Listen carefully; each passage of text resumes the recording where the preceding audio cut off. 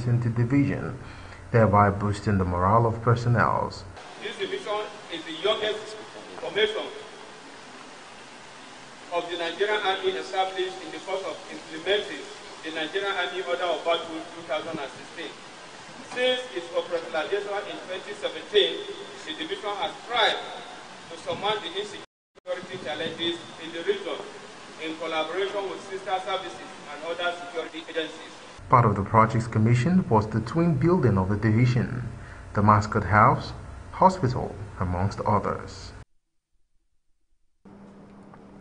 Now to other news. Zamfara State Governor and Chairman of Nigeria Governors Forum, Abdulaziz Yari, has called for a comprehensive reform of the Nigerian police force to address the various security threats in the country. Yari made this call when he received the Senate Ad hoc Committee on Security Infrastructure in the state on a mission to conduct an on-the-spot assessment of the killings that recently occurred in the state. He thanked the commitment for the visit and for taking steps to assess the situation in the state. The truth of the matter, what I realized, my stewardship 7 years close to now, the challenge of security is lack of equipment. That's the fact. Because even this local bandit, don't forget about Boko Haram, who are very trained, they have other source of getting equipment international. Even these local that are selling their cows and get equipment, they are getting more sophisticated with them than some of our police. The situation of the security is an unfortunate situation, but I believe the government on site, federal government, and even the local government are putting in their best to ensure that we have a better place to live and control the issue of abducting, cultural sin, and by extension the armed banditry. So all of us, both the federal government, state and local governments, we are putting our best to ensure that we're out of where we are. But having said this, as a leaders, it's our responsibility. On the spot, the chairman of the committee, Ahmad Lawan, said the committee is in the state to review the crisis at hand and called for the empowerment of security agencies in the states across the country.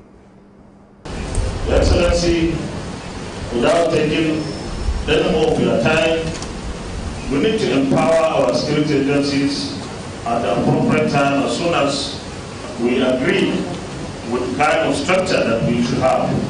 But it is very important that we continue to emphasize that we in the legislature will continue to give every possible support to our President and the Executive General, because we need to work together for us to achieve the kind of results.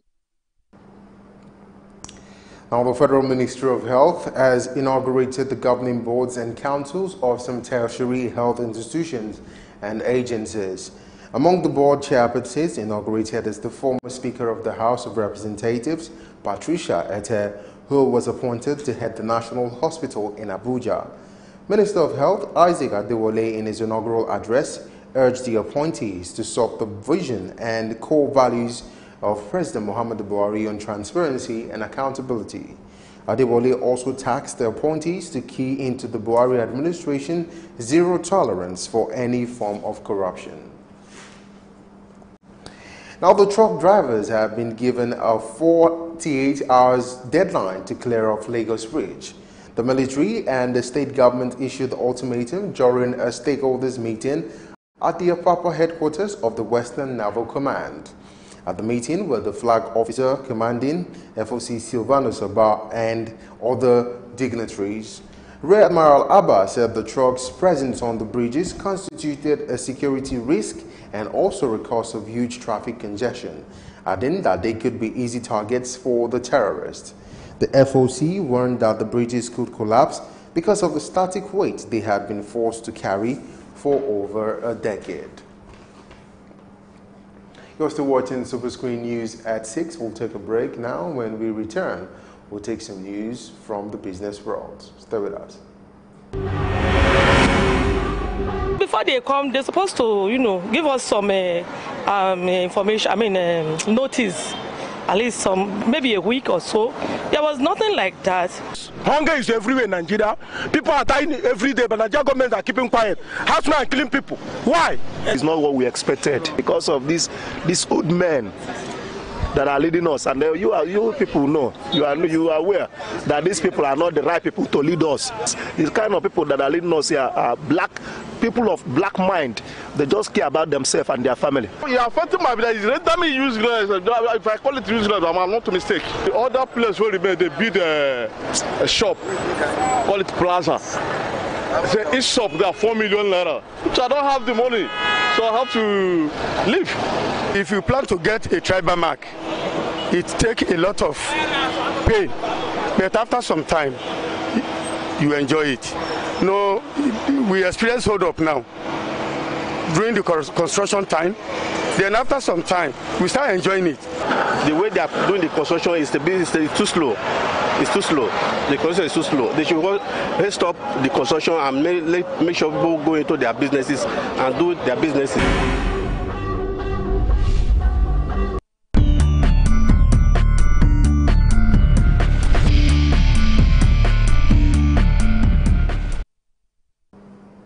Welcome back. Many thanks for staying with us. And now for some business stories. The federal government of Nigeria has ordered a complete audit of the operations of Dana Airline. The order follows recent accidents after the incident, and 2 personnel of the airline has been suspended. Shehu said the government is very much concerned about the safety and the life of Nigerians.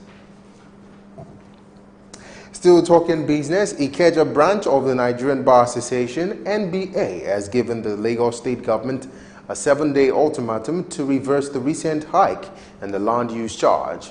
Chairman, NBA Ikeja branch, Adesina Gulano, who disclosed this to journalists, said the association is set to embark on a mass protest with the theme, Hell Must Go, against the new tax regime. Ogulano said the NBA is opposed to LUC, which he described as an excessive and arbitrary tax regime, calculated at turning Lagos State into a toxic environment and a living hell for the resident. He said the association will give Governor Akinwumi Ambode till next Monday to retrace his steps on the LUC, following which its members will stage a protest on Tuesday. Now, a total of 20 billion naira has been realized from 262 taxpayers who declared their assets under the Voluntary Assets and Income Declaration Scheme, VAID, by the federal government. The executive chairman, Federal Inland Revenue Service, Babatunde Fowler, who disclosed this to journalists, said the VAID offers a grace period of 9 months from July 1, 2017 to March 31, 2018 for tax defaulters to voluntarily pay back to the government what they owe. Fowler said in exchange for the full and honest declaration, the government promises to waive penalties that should have been levied and the interest that should have been paid on overdue taxes. He said those who declare their tax obligations honestly will not be subjected to any investigation or tax audit after the grace period.